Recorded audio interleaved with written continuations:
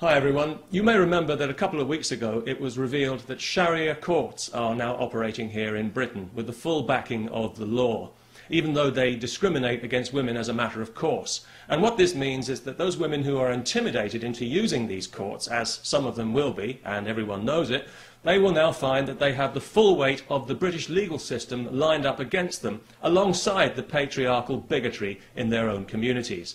Those women who are cheated out of their just entitlement in these places, as some already have been, will find that they have no recourse to the real law to put things right.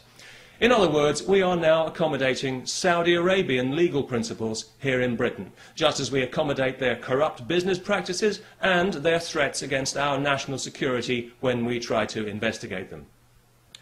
If you live in Britain and if you think these courts are a bad idea, please sign the petition to which I've linked, asking that they be abolished and that this poison be removed from our society and that we revert to the rule of civilised law with equal rights for all, if that's not too much trouble.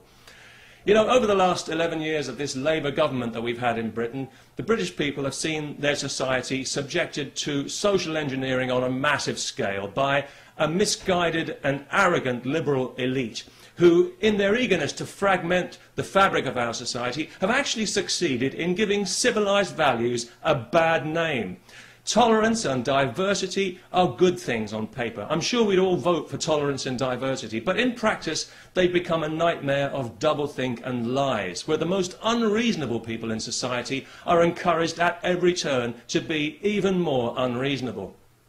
A case in point, just this week, some idiot from Saudi Arabia is being allowed to sue a supermarket because he was required to handle alcohol as part of his job, despite being told this when he took the job, and despite the fact that thousands of Muslims in Britain handle alcohol every day when they sell it in their corner shops to people like me. I do find it quite ironic that Islam forbids intoxication when you consider how many Muslims are seemingly so intoxicated by their religion, especially in Saudi Arabia. So it was no surprise to me to hear that this idiot was from Saudi Arabia, because I think we all know that that entire country is mentally ill. The Saudis would have us believe that theirs is the purest form of Islam.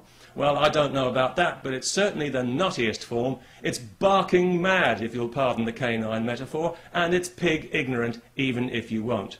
It's got to be just about the nastiest belief system on this faith-obsessed planet, and it's a cowardly one as well, enforced by cowardly men who are afraid of women and whose only language is ultimately violence. They're absolutely pathetic, and history is already laughing at them.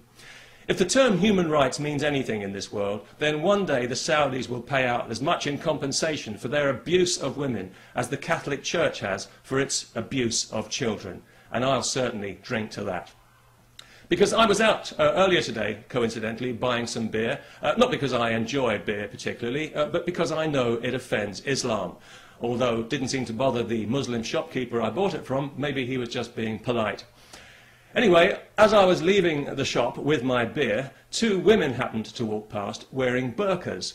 Nothing too unusual about that, not anymore, not in London anyway, and nobody really paid it much attention, apart from one small child who I overheard describing them to her mother as letterbox ladies, which I thought was actually quite inventive and rather charming. But of course it was also deeply offensive. So we had the child put to death. No, not really.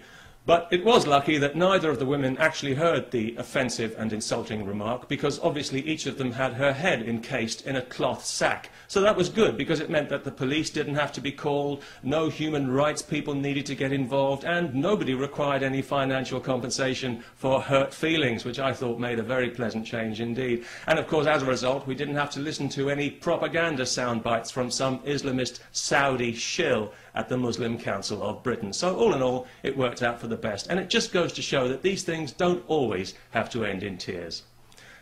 Peace, especially to everyone who remembers to sign the petition.